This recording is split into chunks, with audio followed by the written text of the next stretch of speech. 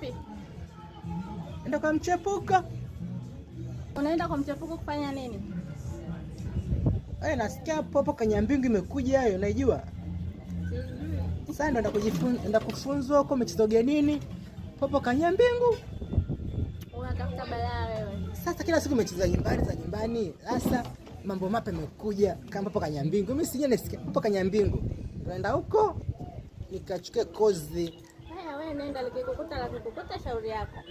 Sasa niombe mema. Hata nikishajua nani Popo Kanyambingu, mimi najua kufundisha na jirani yangu. Watu wanafundisha nini?